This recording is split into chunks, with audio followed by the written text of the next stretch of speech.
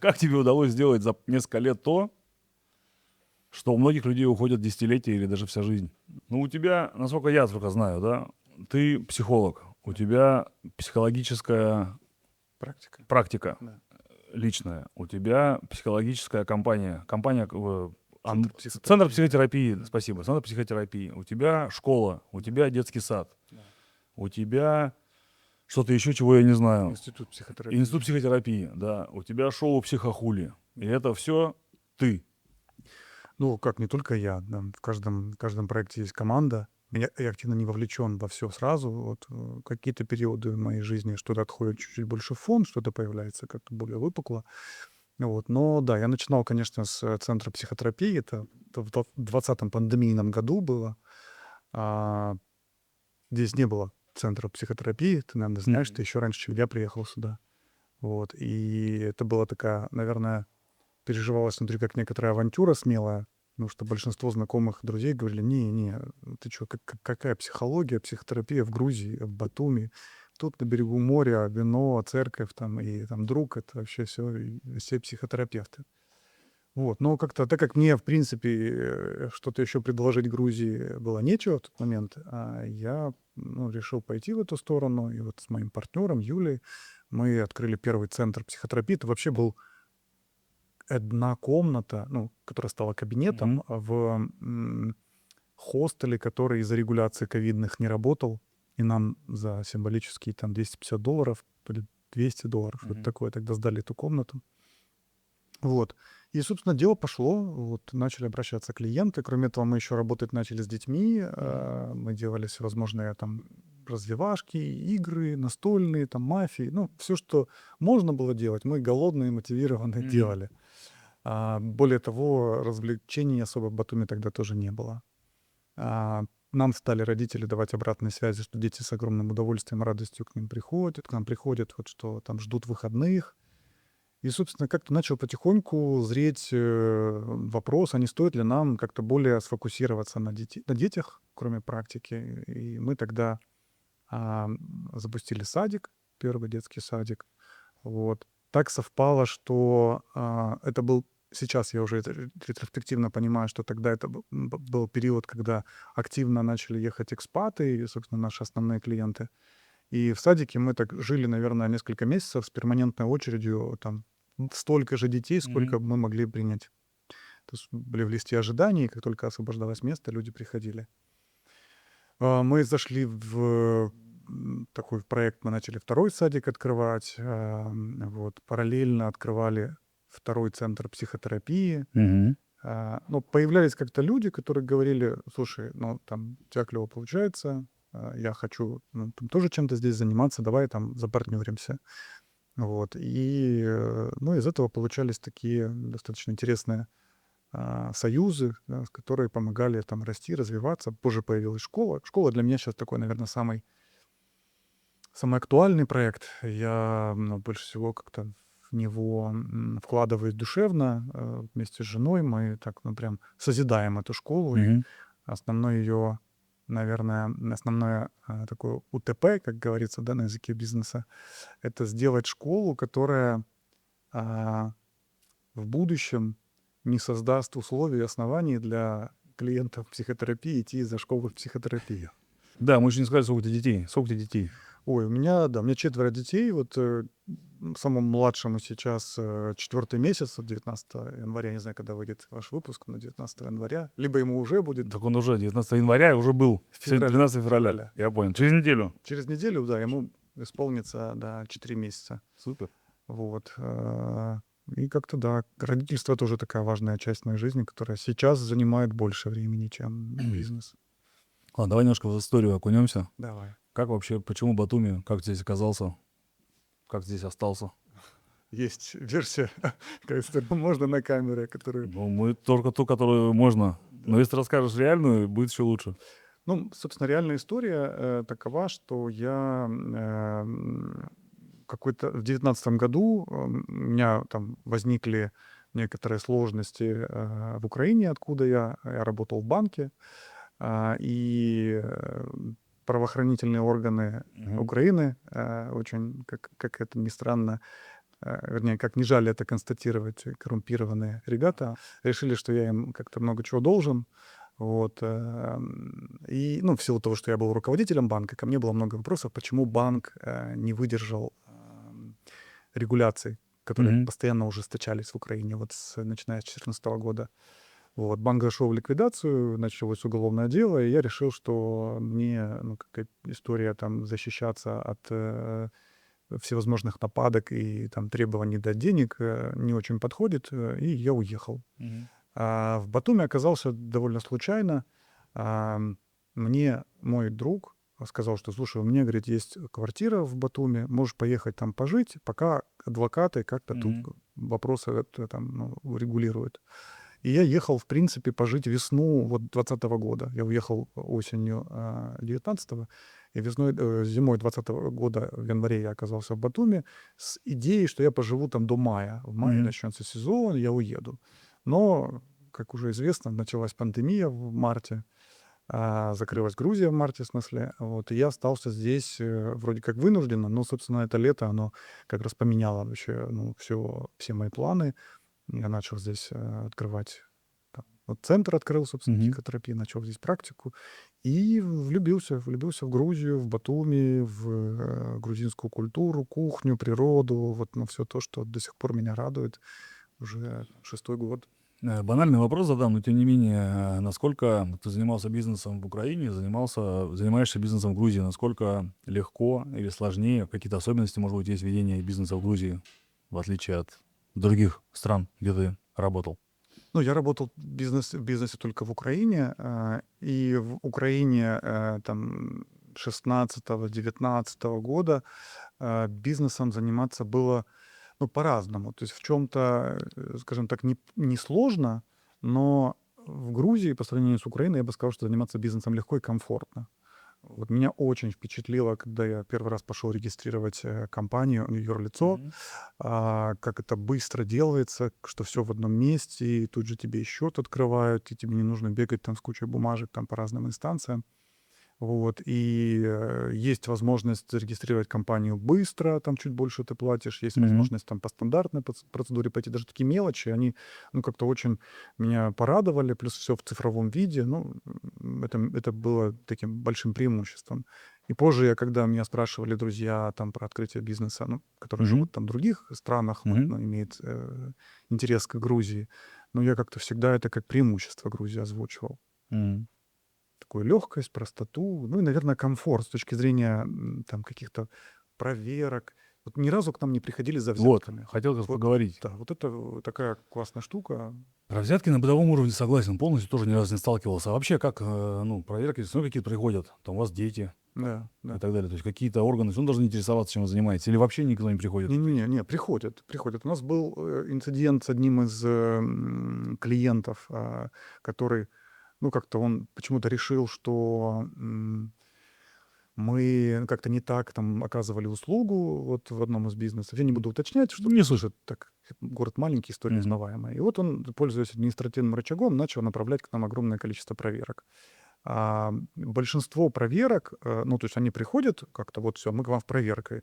Но где появляется там юрист, эти проверки все на максимально таком правовом поле проходят. Мгм. Более того, мы даже один иск, поданный муниципалитетом к нам относительно там небольших там нарушений, вот, мы его выиграли, потому что доказали, что, ну, по большому счету нам оказала услугу компания, которая берет на подряде у Мгм. государства, у муниципалитета того же, и эта Мгм. компания выполнила некорректно эти Услуги. работы по Мгм. переносу там отопительного котла. Я понял. Ну вот. А так, в целом, если приходят проверки, то понятно, почему они приходят. Мгм. Довольно часто они делают просто устное предупреждение, говорят, там, вот придем, там, вы исправьте, пожалуйста, это.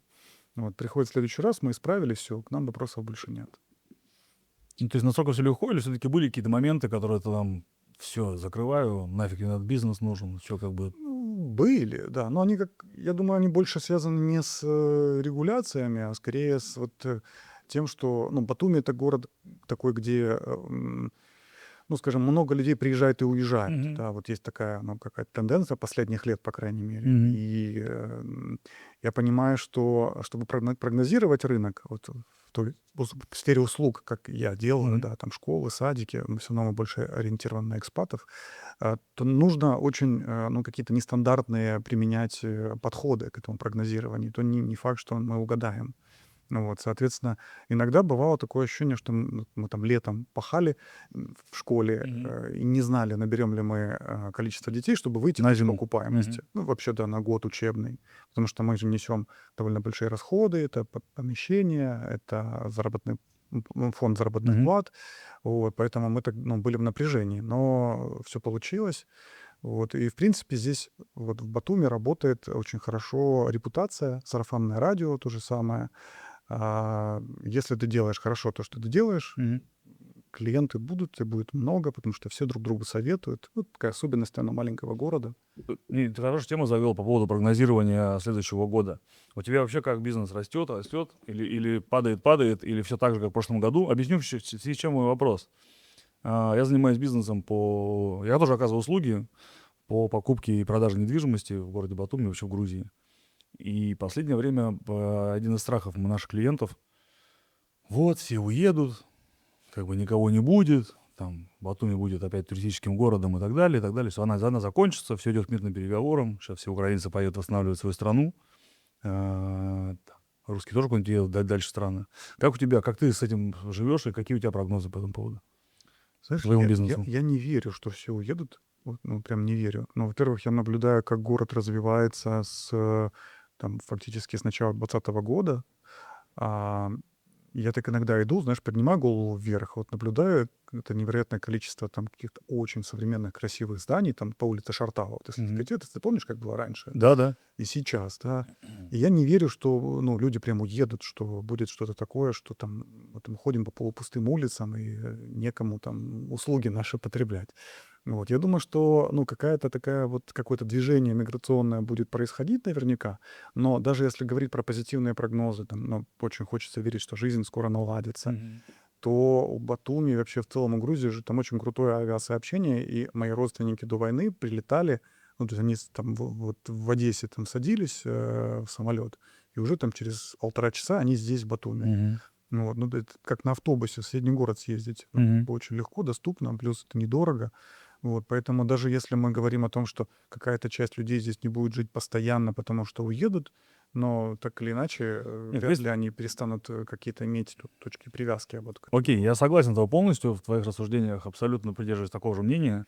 Но вот прошлый год, если сравнить 24 и 25, ну, Мгм. прошлый год учебный, да, и этот Да. год учебный, как у тебя с точки зрения людей, заполняемости? Если говорить по садикам, то заполняемость, ну, там такая история интересная. У нас, получается, в одном садике было полное заполнение. Мы открыли новый садик со своим, это такой особняк, со своим двором, но чуть-чуть отдаленно от центра. Мгм. И мы очень долго работали с возражениями клиентов, чтобы убедить их ходить туда. Мгм. И так получилось, что, по сути, какая-то часть из этого, тех людей, которые шли в этот наш садик, который в центре находится, органично перетекли во второй садик, и мы остались на том же уровне по Мгм. количеству там, Детей. детей, да. Но, да, много людей уезжают. Вот, мы это видим по причинам, почему там с нами там завершают контракты, Мгм. иногда досрочно. Вот мы это отслеживаем, стараемся. Вот, но это не какие-то катастрофические цифры. То есть вот в какой-то момент было такое ощущение, ну, у меня как-то в среде коллег, э, Мгм. некоторые там люди как-то, ну, с кем я начал выстраивать отношения, заговорили о том, чтобы переезжать. Мгм. Но вот по ощущениям на сейчас ситуация стабилизировалась, и я иногда так впечатляюсь и удивляюсь, что приезжают люди. Вот сейчас там кто-то 3 месяца там живет в Батуми, кто-то там полгода живет в Батуми. То есть это не связано с этими большими волнами миграции, но люди как-то все равно выбирают, приезжают сюда. Поэтому я, ну, правда, вот искренне не верю в то, что в какой-то момент мы столкнемся, что здесь нет людей, там, да, ну, в каком-то количестве экспатов. Я тоже в это не верю. Нет, одно дело, приезжают, уезжают, понятно. Я с точки зрения, вот тебе все-таки ходят в садики, я так понимаю, твои потребители. Это клиенты, которые идут за психологической поддержкой, да, клиенты, у которых есть дети, которые идут в садик, и клиенты, у которых есть дети, идут в школу. Да. Вот. И я так понимаю, что это люди, не которые отдыхающие, это люди, которые живут здесь. Да, чаще всего это те, которые здесь живут. Ну, иногда люди, если приезжают отдыхать там на месяц-два, они могут прийти как клиенты тоже. У нас Мгм. тут летний лагерь там когда работает. Но в основном это, да, те, которые постоянно живут здесь. И многие из них живут здесь достаточно давно. Мгм. Вот там 3-4 года. Но есть и те, которые приезжают и уже заранее там находят там садик и заранее готовятся. Мгм. Вот, довольно много вот из того, что тоже такое любопытное наблюдение. Если раньше основной такой поток был именно из там России, там Украины, Беларуси людей, сейчас приезжают из разных других стран, там и из страны Балтии, там, ну, много там из Израиля людей Мгм. приехало, вот тоже в связи с событиями в их стране. Вот, ну и европейцы вот приводят, вот сейчас у нас 2 детей из Германии, они не Не понимают вообще, понимаю, что не происходит. понимаю, что это, что там, почему они ходят в этот садик. Да, да, да. Но Я родители понял. как-то так осознанно их привели в садик, потому что им порекомендовали наш садик, вот, что хорошо их детям будет. Если я назову тебя серийным предпринимателем, насколько у тебя это откликается? Насколько это в заключение верно? Серийный предприниматель звучит немножко ужасающе. Ассоциации сразу же Нет, я о том, с смотри, я всю жизнь что ты как бы имеешь в виду? пытался каким-то образом диверсифицировать свою жизнь. Но Мгм. я в 25 лет занимаюсь одним и тем же, одним и тем же. Пытаюсь куда-то там посмотреть налево, Мгм. там направо, но мне кажется, все равно вот про одно. Да. А у тебя столько бизнесов в такой короткий срок. За счет чего это? Как у тебя получается? Какими нужно скиллами обладать, чтобы заниматься там 5, 6, 7, там, 10 бизнесами одновременно? Да, я понимаю, что ты уделяешь там какое-то время одному сначала, потом другому, на разных стадиях, тогда, но тем не менее, какими функциями должен обладать предприниматель, чтобы быть настолько серийным и успешным, как ты? Знаешь, я бы не назвал себя мега успешным. Скорее, это даже, наверное, какой-то такой мой минус, что я, ну, загораюсь. Вот мне приходит какая-то идея, я так ее об близких людей тестирую, так говорю: слушай, а если вот такое что-то сделать? И если я вижу какой-то такой отклик, да, что, ну, как-то в целом люди, мнение которых для меня важно, я могу прям, ну, вот загореться и Мгм. начать упарываться, как говорится, да. Вот. И я не всегда довожу до, ну, вот там, вот, чтобы там как часики тикало, да, там швейцарские, до какой-то системы. И, собственно, это моя зона роста. Я сейчас как-то серьезно в эту Мгм. сторону смотрю. Вот, и меня очень жена поддерживает, и так она на себя тоже берет там прям направление, говорит, ну, тут я, типа, вот там, ну, буду там условно главная, Мгм. да, там где-то я там за собой как зону ответственности замыкаю. Вот, но, наверное, если говорить про качества, вот такие, которые так помогают мне или позволяют мне там запускать эти проекты, это любопытство в первую очередь. Какое-то такое, знаешь, наверное, здоровый, хочется верить, здоровый авантюризм. Вот, но еще вот то, что в Грузии я так нащупал, знаешь, вот когда я приехал, было ощущение, что я на машине времени отправился в прошлое.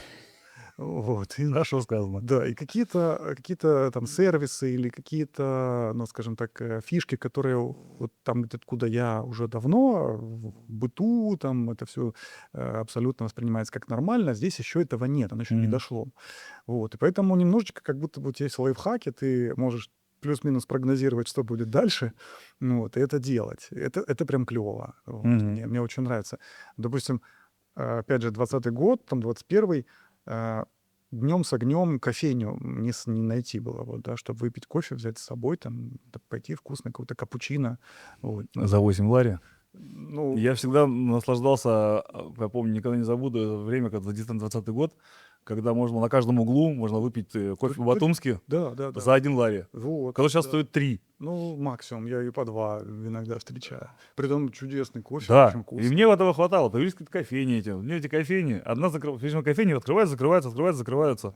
Ну, я скорее про то, к чему я привык, и что они стали открываться, да, вот через Это какое-то да. время это стало появляться, да, это то, что так с приездом экспатов появляется, здесь рынок развивается.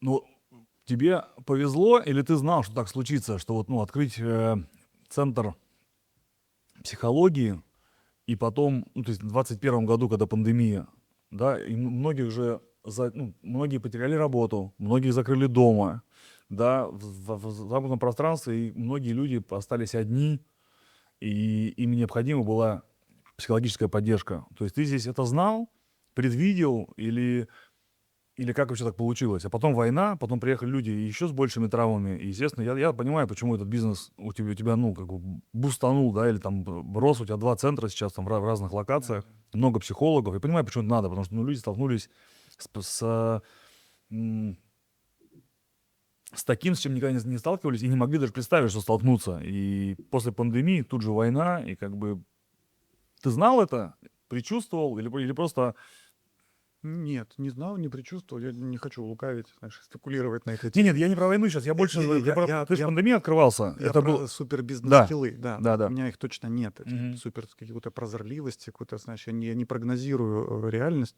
Я понимаю, что откровенно, вот между нами всеми говоря, да, а, это было... Я начал этот проект, потому что мне больше нечем было заниматься. Я не знал, что я могу еще Мгм. предложить Грузии. Ну вот прям не знал. Я приехал там с минимальной суммой денег, которые у меня заканчивались, и мне просто нужно было что-то делать, а то, что я там могу делать хорошо, это вот там психотерапия. Да.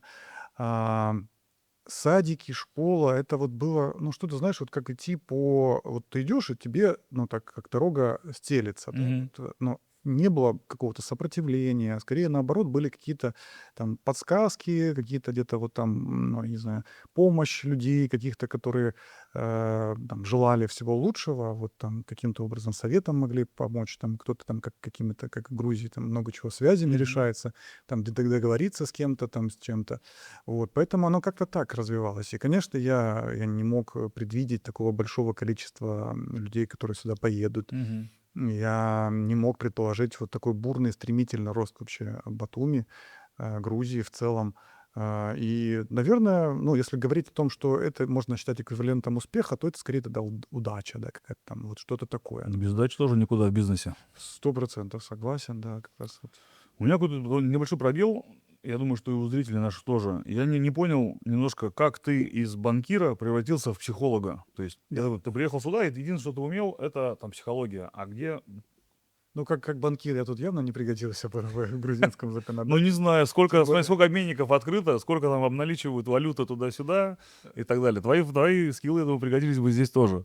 Ну, я и банкиром себя, знаешь, особо не могу назвать каким-то таким талантливым. Я когда работал в банке, я в 2012 году зашел в проект, вот меня позвал мой друг, я переехал из Николаева на юге Украины в Киев, вот и начал заниматься этим проектом, связанным с банком. А, В принципе, не имея опыта, там минимальный у меня был опыт Мгм. работы в банке. Но я начал параллельно, у меня было время, которое я так мог им распоряжаться. Я начал учиться на психотерапевта. Это вообще моя мечта такая с детства, с юношества, наверное. Э, Как первое образование я получил до родителей, Мгм. А второй для юридическое, да. себя. А второе я уже получал для себя. Это то, что мне очень нравилось, то, что меня сильно увлекло. И я начал практику в Киеве еще. Я с 16 года уже не работал в банке, то есть просто с 16 года там, до 19 длилось это вялотекущее Мгм. уголовное дело.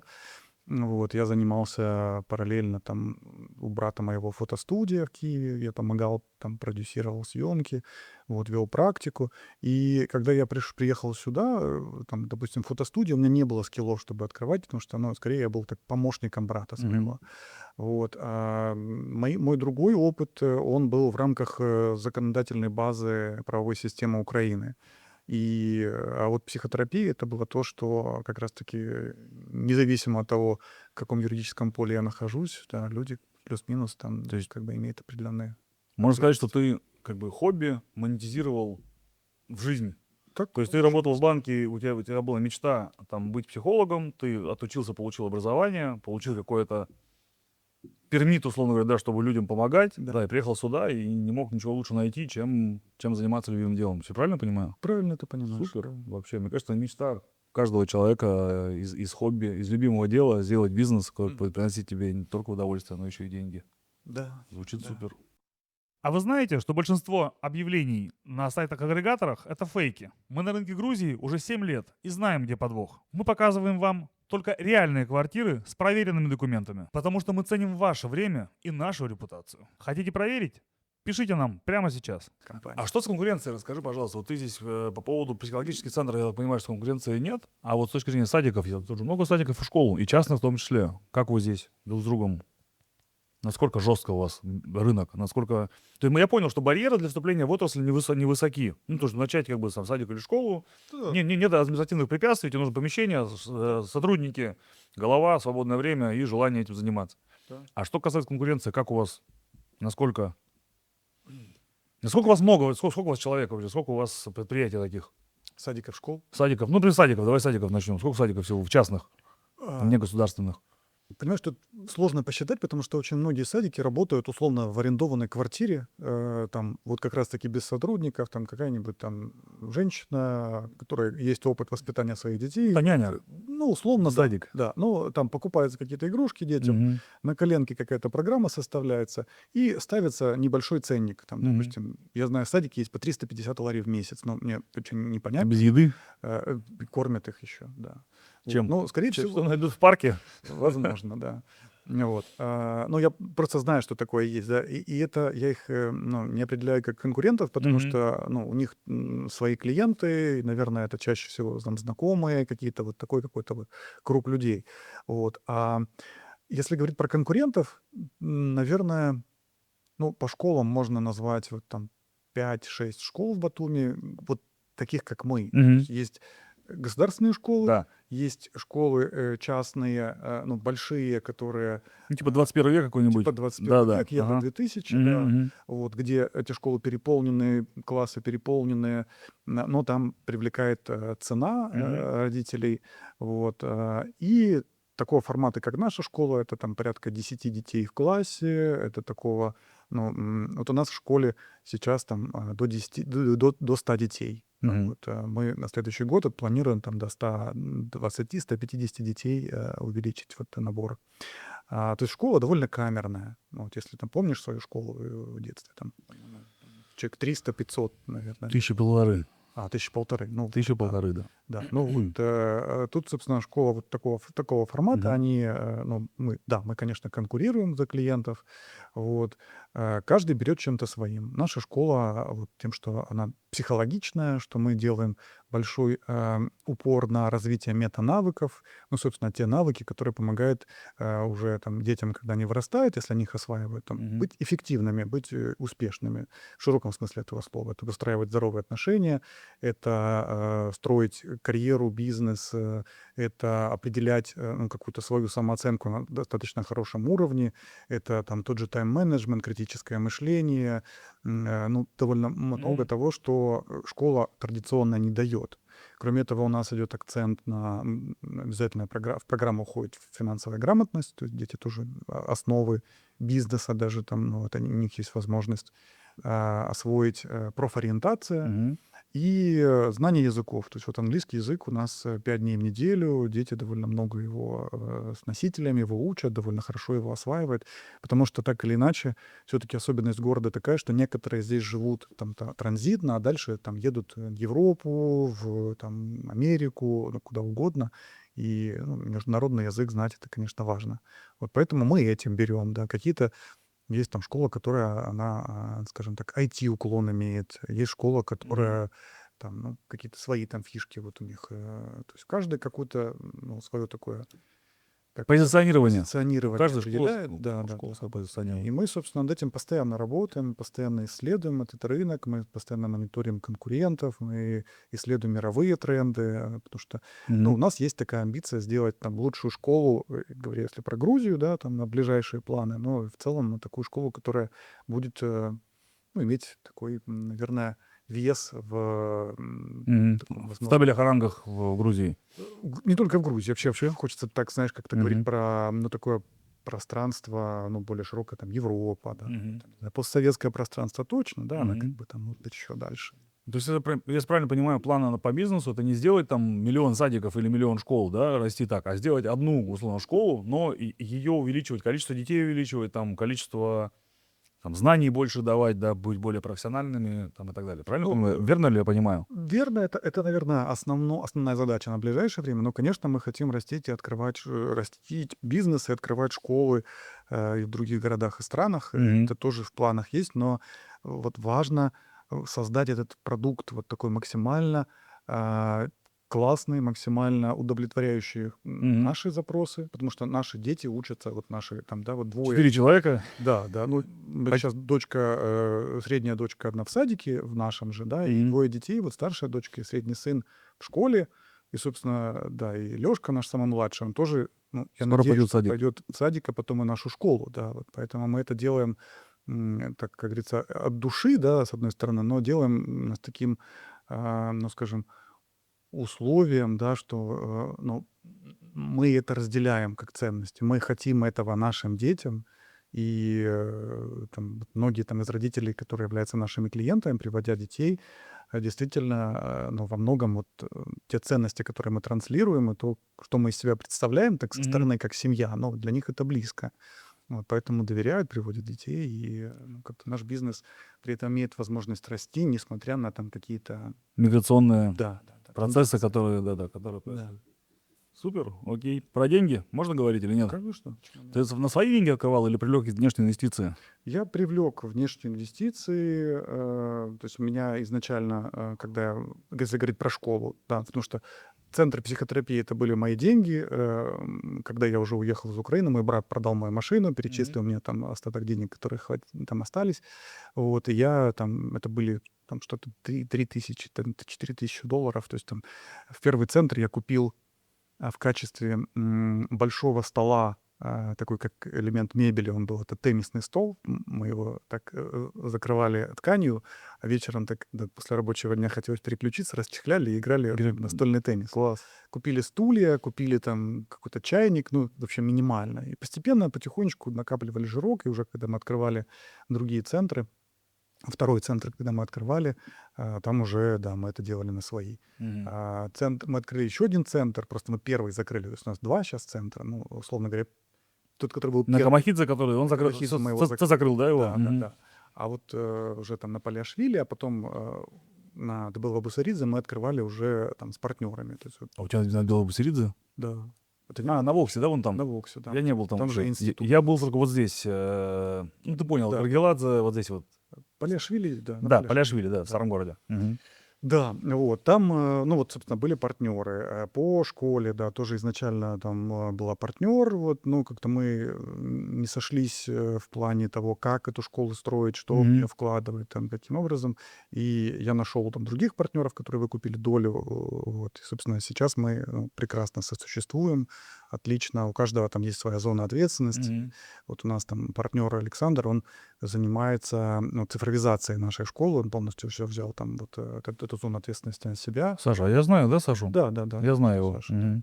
Вот, очень талантливый парень, очень... У него тоже сын учится в нашей школе, и он прям горит школой. Вот ему очень понравился проект, когда я даже не звал его изначально. Он говорит, о, типа круто, мне было бы интересно. Собственно, потом я уже подумал, что так как напряжение с партнером возникло, можно вот предложить одному, да, это Саше.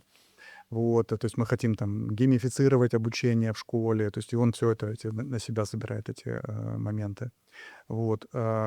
И второй садик мы открывали на кредитные деньги, собственно, мы кредитнулись в банке, тоже В грузинском. в грузинском, да, TBC банке. Класс. Вот. Мне очень понравилось, и вменяемые проценты, и достаточно быстро, и с минимальной бюрократией процедуры согласования. А на что ты брал? На второй садик. То есть мы делали ремонт, мы там полздания перестроили, мы там прям... Который вот садик... На Мамия Камахидзе, который вот особняк. Который... Да, это особняк, да, где я был, да, на праздник какой-то мы приезжали. Была ярмарка была у вас, там, я покупал варенье всякие, там ходил. Это ты в школе был. Это я в школе был. В школе, да. А садик, еще садик. Вот, да, там недалеко от школы, кстати, да, вот там садик. Вот мы там, наверное, так, без лишней скромности, мы так полздания практически там перестроили, ремонты делали, потому что это был обычный грузинский дом. Такой... Вы в аренду взяли его и купили? В аренду. А вообще финмодель этого бизнеса предполагает, что можно купить здание в собственности или нет? Слушай, мне кажется, То есть я о том, что можешь ли ты стать моим клиентом, могу ли что-нибудь продать тебе? Да. То есть ту стоимость аренды, которую я плачу, это в среднем, наверное, если говорить про кредитование, да, покупку в кредит, там, ипотеку, то это примерно там вот те выплаты, которые я так считал для себя, можно... Сопоставимо, да? Да, поэтому... Так лучше купить тогда? Лучше, да. Ну, это правда лучше, я об этом думаю, мы как-то с женой на эту тему размышляем сейчас. Просто сейчас... мы поговорим с тобой об этом, действительно, может быть. За камерой, окей. Да. Нет, если финмодель предусматривает, вот как я здесь тоже сижу, вот моя, допустим, финмодель моего бизнеса не предусматривает такое. То есть это помещение, в котором я сижу, стоит там $500 000. Я условно плачу за него, там я $2000 в аренду. Мне как бы никак не сходится. Вот. Если вот помещение стоило 200, 250, тогда легко я бы перешел на ипотеку. То есть я всегда считаю, как бы, как мне правильнее, как мне выгодней. Да. Ну вот у нас, допустим, один из садиков, сейчас этот садик выкупили у предыдущей Мгм. собственницы, и вот новый собственник пришел, когда договаривался о продлении аренды там с ними, Мгм. он назвал цифру чуть-чуть больше, чем мы сейчас платим. То есть Мгм. вот они, условно говоря, на эту цифру нам хотят поднять сейчас стоимость аренды, именно чтобы он говорит, мне типа пока не надо зарабатывать, Мгм. я хочу закрывать Ипотеку просто. ипотеку, и Мгм. да. Окей. Поэтому финмодель, да, предусматривает. Конечно, я знаю, что есть помещения, которые несопоставимы, там, стоимость с там, ежемесячными выплатами, если их брать в рассрочку, но найти варианты точно можно. Я понял. Давай про боли поговорим. Вот у меня боль есть в моем бизнесе, боль кадры.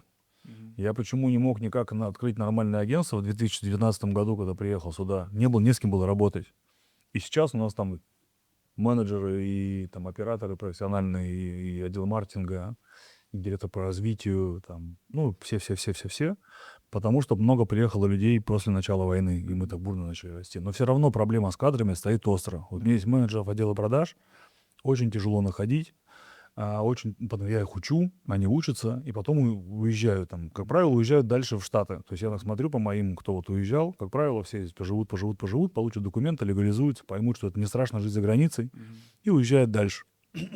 Почти все, кто у нас уезжают дальше в Штаты. Как у тебя, есть ли боль со стафом, с работниками, как ты ее решаешь, и решается ли она? То есть я просто тоже слышал, у меня у моих друзей ходят дети в твой садик, и я тоже слышал как бы один из неприятных отзывов, что была одна учительница, стала другая, а это дети, они привыкают, Да. ну и так далее. Как вот здесь, как у тебя с этим, во-первых, так же больно, как мне, Да, вот, да. и как ты решаешь это? Ну, точно больно, да, это подходящее слово, потому что, Ну, ну, как-то, когда это небольшая школа, то вот коллектив это становится такой, ну, как, семьей? ну да, Да, я понимаю. либо там, не знаю, спортивной командой, да, если ставятся амбициозные Мгм. цели. Ну, по крайней мере, это такие люди, с которыми ты сближаешься, люди, которым ты там доверяешь, которые, ну, они и сами зачастую привязываются, и затем это испытывают, ну, скажем так, сложности, когда им приходится уезжать. Это да.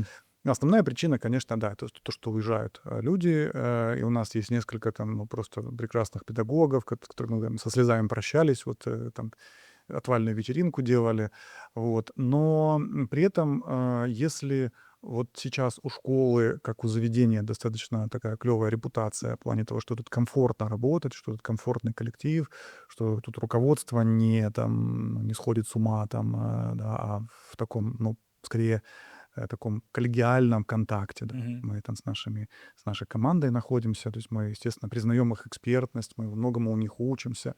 Вот, и мы создаем такие условия, ну, наверное, хочется в это верить, что многие поэтому нас выбирают, и мы вот замечаем там за последние несколько месяцев, вот сократилась эта тенденция, то есть мы уже когда берем человека, естественно, спрашиваем, насколько он там планирует Долго. задержаться здесь, вот, и отдаем предпочтение, ну, в Тем, первую кто очередь, планирует жить долго здесь, да? да, ну, в первую очередь тем ценностям, если мы совпадаем, да, с Мгм. человеком там в плане, потому что это дети, и тут очень важно, чтобы это не какая-то там, скажем, старая закалка относительно того, Понимаю, как да. Как правильно влиять бить на палкой. детей, да, как правильно бить палкой. Ну вот, но, конечно, да, немаловажный фактор, насколько человек здесь остается, это тоже для нас, потому что мы понимаем, что, ну, это стресс и для детей, и для родителей, и для нас, потому что, опять же, мы многому обучаем. Вот ты многому обучаешь своих продажников, Каждый наверняка, день. Каждый день. да, хотя изначально, наверное, приходят продажники, ты их переучиваешь, да, то есть Ну, для ты берешь там каких-то я беру продажников виолончелистов. из другой оперы, как бы, да, я беру, условно говоря, да, из этого же искусства продаж, но кто-то продавал там телевизоры, кто-то продавал страховки, кто-то продавал в банке ипотеку. Ну, это продажники, но они как бы далеко не всегда, или вообще без опыта с точки зрения недвижимости, прямого продаж недвижимости, потому что, ну, я не люблю слово риэлтор, я риэлтор вообще как бы так, сам себя таким не называю, и не нанимаю на работу, а ребят с опытом продаж, это здорово. Слушай, вот это интересно. Про психологическую тусовку, культурные особенности. А, То, что и украинцы, и русские ходят к психологам, и тем более в это время, какое сейчас, после пандемии война идет, это понятно. А вот ты же делаешь бизнес все-таки в Грузии, Есть ли у тебя клиенты грузины, и какие есть особенности между клиентами и тусовка вообще, она международная или только славянская тусовка у вас психологическая? Расскажите подробнее, интересно. Насколько я знаю, что грузины говорят, ой, там психотерапия, чушь полная, я лучше погадаю на картах. Да, да. Ну, говорят, и при этом ходят в психотерапию. Вот. У меня, Это вообще хорошо. да, я, знаешь, при том, что сталкивался с тем, что если там клиенту, ну, допустим, да, там, славянам, клиентам, конечно же, важна конфиденциальность, и она, в принципе, не обсуждается. Это Мгм. априори такой постулат психотерапии. То есть психотерапия — это конфиденциальный процесс. То для грузин это особо болезненный процесс. Такой, почему, да? Я часто от клиентов грузин слышу: «Я к вам пошел, потому что я никогда не пойду к грузину». В силу того, что Расскажут? да, да. И прям рассказывают Ага. случаи, где кто-то там пошел, вот какой-то племянник пошел с какой-то там проблемой, и потом эта проблема обсуждалась на свадьбе там какого-то другого там двоюродного дяди там и так далее. Ничего Здесь себе. же, да, огромная вот такая клановая система. Это прекрасный совершенно народ, но, ну, иногда ощущение такое, что... Я не говорю про всех психологов Понятно. грузин, да, но иногда вот ощущение такое, что вот эта вот национальная какая-то культурная особенность, она берет верх над На профессиональный. профессиональной, да. Вот. Поэтому грузины ходят в терапию, приходят и пары, и довольно часто приходят, вот как раз-таки ты упоминал, да, что там, допустим, жена из Украины, России или там, Беларуси, Ага. муж грузин, и вот они приходят вот в такой интересной конфигурации, потому что как раз-таки внутри семейной системы сталкиваются с сильными Я культурными понимаю. различиями. И это нормально? Другая страна, Да, другие особенности, да, тем более, что там грузины живут часто с родителями. да, Мама влияет сильно на сына, например, да? да.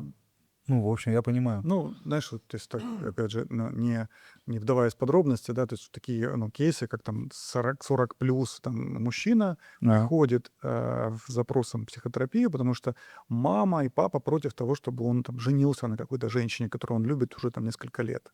Да, ну, Мгм. вот про эту такую внутрисемейную связь, про авторитет родителей.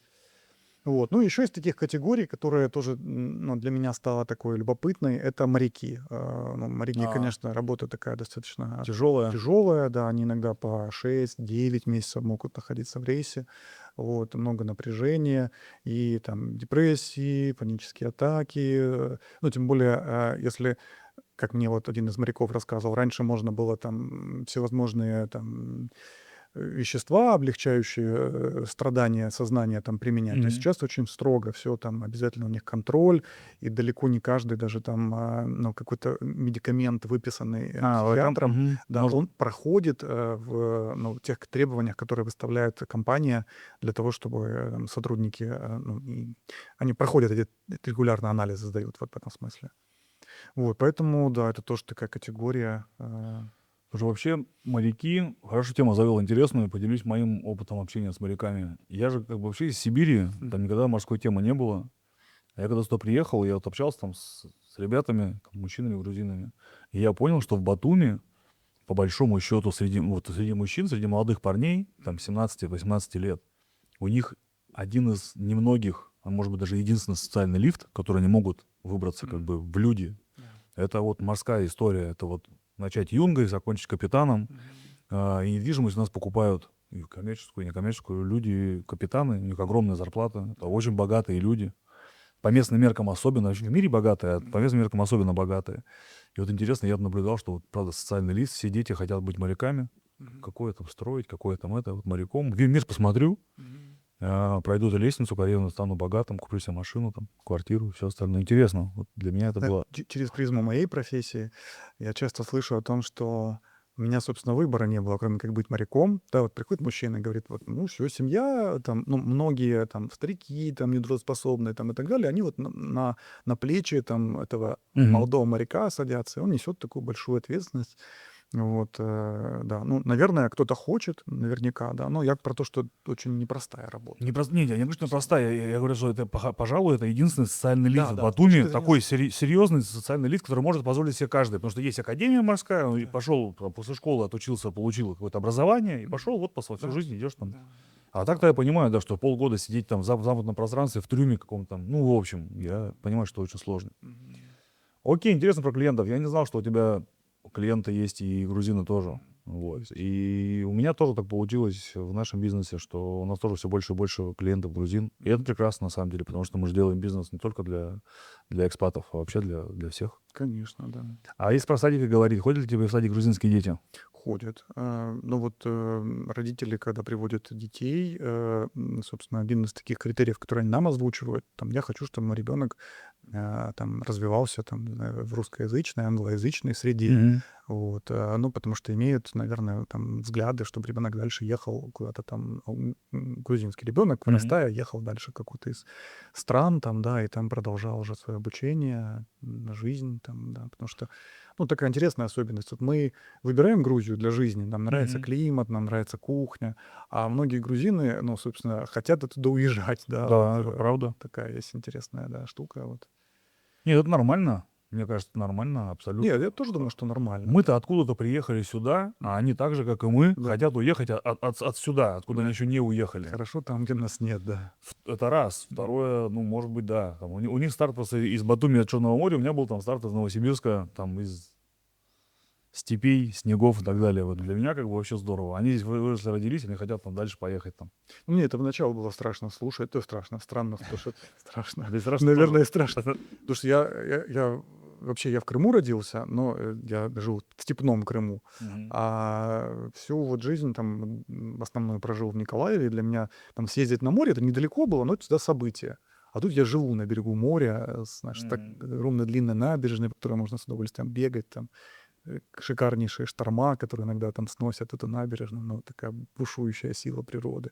И повернешься в другую сторону, горы, лес, там парки национальные. Это, конечно, вообще прекраснейшее место. Там просто вот в какой-то день, там бывает у меня есть там 3 часа между клиентами, может быть, перерывчик. Я там отъеду, сяду на берегу горной реки, там ноги опущу вот в студеную водицу, вот, и просто перезагружаешься, знаешь, приезжаешь снова работать уже как после там недельного отпуска, условно говоря. Ты ответил на мой вопрос. Хотел тебя спросить по поводу лайфхаков. Как ты вообще все успеваешь? Что тебе позволяет все успевать? Ты уже ответил. Ездишь в горы, Да, да. опускаешь ноги в воду. Хожу к морю, вижу горы, да, это правда. Что бы ты мог сказать тем, кто смотрит это видео? Они уже смотрят его почти целый час. Что бы ты мог им сказать? Вот многие говорят, вот, да, мы хотим купить здесь квартиру, мы хотим сюда переехать. Мгм. Часто это слышу. Мгм. Но чем здесь заниматься? Вот что бы ты мог им ответить? Ну, ты знаешь, мне кажется, что здесь любое дело, которое ты будешь делать хорошо, зайдет. И обречено на успех. Я так Да, говорил 5 лет да, назад. да. Вот я прям в этом не сомневаюсь, потому что, ну, как-то и мой опыт это показывает. Я не занимаюсь, если я это буду делать плохо. Да, вот Мгм. мне, ну, просто вообще как-то непонятно, для чего это делать. А если ты это делаешь, и очень много моих знакомых, кто-то открывает там какой-то магазин и начинает возить качественные там товары, вплоть до того, что там вот ездят там по поселкам, там по селам всевозможно покупают там сыры, там еще что-то, ну, прям проверяют производителей, привозят, и у них, ну, там под привоз, знаешь, уже там, Все идет. да, да, все раскупают. Ну вот. Кто-то делает там, вот у меня там знакомая, которая уже не первый салон красоты открывает. Тоже очень тщательный подбор сотрудников, очень хороший менеджмент там. Они там постоянно напоминают про то, что там у вас завтра Мгм. запись, там обязательно, насколько там хорошо вам, все ли вам понравилось. Вот. То есть все примеры, которые, где люди вкладывают как-то экспертность и душу, да, они, ну, я не помню ничего, чтобы закрылось, что делалось изначально Было хорошо. хорошо. Да, бывает такое, вот когда, если ты помнишь, да, вот там после сентября 22 года, когда сильно поехали Мгм. сюда, очень много было айтишников, пооткрывалась куча коворкингов. Миллион. Да, ну и позже как-то эти коворкинги начали там потихонечку закрываться. Скукоживаться. Да, но при этом те, которые круто работали, они продолжают работать, и у них и клиенты есть, и все хорошо. Ну, Поэтому, так же и с кофейнями, так же и с да, барами. То да, есть там, вот да. запомни, вон через дорогу у нас там Вуди Барк, там, я думал, закроется стендапы. Да? Ну, вот думал, закроется завтра. Нет, он работает, да, каждый день вижу афиши. Да, Так же с кофейнями, там, 100 штук открылось, 10 хороших выжило, да. мы в них ходим. Мне кажется, это вообще, ну, наверное, такие естественные законы любого рынка. Просто, возможно, мы это, ну, как-то, живя в больших городах, не так замечаем, как в Батуми, да, потому что я тут хожу по этим улицам каждый день, Мгм. и так оп, что-то появилось, потом оп, что-то другое Да-да. появилось. А то, что, ну, постоянно, все равно я, ну, я знаю, что там такой-то ресторан находится в этом месте, и я знаю, что он там будет, когда я Будет приеду. работать, да. Да, потому что, ну, там круто, вкусно, вот, и, ну, как-то качественно, да. Окей. Топ-3 принципа в бизнесе, Николай. Ну, не топ-3, просто твои принципы в бизнесе. Какие ты несешь сквозь года, сквозь свою жизнь. Ну, первое — это то, что я должен точно верить в то, что я делаю. И я должен этим гореть. И если Окей. я как-то в это верю, если я этим загораюсь, я могу там какой-то период там спать по 3-4 часа, ну, там как-то погружаться, исследовать это вот. Ну, как-то на Маниакальная стадия. ну, условно говоря, да. Вот такая Я понял. контролируемая, да. Я понял. Потом, конечно, нужно там чуть время там прийти в себя, да, Мгм. но сам факт, да, что я так увлекаюсь этим. Окей. Вот. Второе — это, наверное, обязательно должна быть экспертность. Но если это не моя личная экспертность, то я либо беру в команду кого-то приглашаю, либо обязательно консультируюсь с тем, кто знает, как это сделать хорошо, кто имеет этот опыт, проходил его, знает, какие подводные камни. Вот. И, ну, наверное, такой для меня во многом такой больше ценностный такой принцип — это опираться на отношения. Вот как-то у меня неплохо, и мне это очень нравится, в Грузии получается эти отношения выстраивать. Мгм. Вот здесь какой-то другой, наверное, вайб, что ли, да, вот ну, как-то у людей базово есть этот кредит доверия. То есть ты Мгм. так вот встречаешь какого-то человека, есть там какие-то, не знаю, общие ценности, еще что-то. И вот, скажем так, опираясь на эти отношения, можно ну, делать какие-то там выборы, которые, наверное, будут там, менее рисковые, возможно, там, ну, чуть более такие осознанные, продуманные. Вот как-то Окей. так, да. Что бы ты мог посоветовать людям, которые только думают приехать в Батуми, например, которые уже купили квартиру с нашим агентством, смотрят на наши ролики, вот, что бы ты мог посоветовать людям, которые планируют ехать сюда жить и начать какое-то дело? Ну, наверное, просто элементарно какое-то провести исследование, да, вот через призму либо своей экспертности, либо, ну, своих интересов, потому что здесь тоже особенность Грузии, не так много компаний имеют свои сайты, да, вот, собственно, ты можешь, Вообще никаким. ты Я когда можешь, приехал, извини, на да, секунду перебью, когда приехал, почему мы здесь остались, многие спрашивают. Мы приехали на выставку по недвижимости, и была выставка строительных компаний. Мгм. И я видел, какие большие дома здесь строят. И ни у одной компании на выставке не было своего сайта. Да. Я почему здесь и остался? Ну, вот Потому что это увидел возможность. Это же такая интересная, ну, Мгм. феномен такой, да, когда я не нахожусь в Грузии, но я привык гуглить там, да, или там в каких-то других поисковиках собирать Мгм. информацию. Если я там загуглю, то я не так много найду про ту нишу, в Да, которой я хочу попробовать себя. надо фейсбучить. В Грузии надо Фейсбучить, фейсбучить, телеграмить, да, да, а это, не это гуглить. да. Но я думаю, что скорее это надо, ну, выбрать какое-то время, приехать и общаться с местными, Мгм. спрашивать экспертов, там, вас, в частности, у вас огромное, там, да, нетворкинг, Мгм. вот, чем стоит заниматься, там, стоит ли этим заниматься, к примеру, да, Мгм. или вот если я там зайду в эту нишу, там, ну, какие вы видите там возможные, там, скажем, препятствия или угрозы, да. Открываем бизнес по консалтингу. Я думаю, вы точно обязаны это сделать, да, потому что, ну, вы тут давно, вы Да, да. хорошо это знаете, И вы сами занимаемся бизнесом. сами занимаетесь бизнесом, понимаете его изнутри, да. Окей. В общем, изучайте рынок, как Да. Коля говорит. Если бы ты мог вернуться на 7 лет назад и дать себе один совет, какой бы он был? Не на 7, на 6, когда ты приехал в Батуми, вот какой бы ты совет мог дать себе, приехавшему первый раз в Грузию? Покупай недвижимость. 6 лет назад и сейчас это вообще, это Это да. просто, да. Я помню, ну, я не знаю, может, я некорректно какие-то цифры назову, но называли там $300 за квадрат можно было купить, Ну, это там сильно плохое. 500. Ну, Хорошее 500. Давай так, хорошее стоило 500. Вот я ну, покупал слушай, хорошее по 500. Это правда. $350 моя близкая подруга купила в доме, вокруг которого сейчас там понастраивали очень-очень много. Мгм. И там вторичка уже там 1200, там 1500, если Да. хороший ремонт. То есть, если бы я И это не тогда, предел. да, да, если бы я тогда взял кредит там, да, или что-то еще там, то я бы, ну, Был бы наверное, миллионером. раза Ну, в в 3 3 точно бы, да, да. в 3 бы точно Я вижу, что обварился. тенденция сохраняется, да, поэтому, ну, наверное, это бы я себе и посоветовал. Сразу скажу, вообще неподготовленная история. Это честный Да, вопрос правда. и честный ответ. Коль, спасибо большое. Спасибо, что позвал. Спасибо. Если есть вопросы Тебе какие-то, спасибо. какие-то есть вопросы ко мне, с удовольствием отвечу. Да я тебе их задам за камерой, наверное, Да? все мои вопросы, да, Ну ладно, наверное, такие ладно. про житейское. Да. Даже есть. Ну, во-первых, я, знаешь, что хочу так обратную связь дать. Я наблюдаю за тем, что вы делаете, как Мгм. вы это делаете. Мне очень нравится. Я Супер. прям, знаешь, эти вот в YouTube мне выкидывает там шортс, да, там, которые, ну, там какие-то короткие такие выжимки есть. И прям иногда вот хочется перейти, посмотреть полный выпуск. Я так это, да, Вот в так вот. общем, один из ваших таких, да, фанатов. Хотя я, ну, вроде как сейчас у меня прям такого запроса про По недвижимость недвижимости нет, нет? но очень много чего интересного, кроме недвижимости, там, да, рассказывать. Мне нравится твой взгляд на рынок, на там какие-то особенности, которые там ты тоже отмечаешь. Вот, поэтому пусть у вас Спасибо. получается, Спасибо. развивается, Спасибо большое, Коля. да. Ну а вы, друзья, пишите в комментариях, имеете ли вы бизнес в Батуми, хотели ли кто-то открыть бизнес в Батуми, какие-то вопросы, с удовольствием на них ответим. И как всегда, до встречи в Грузии.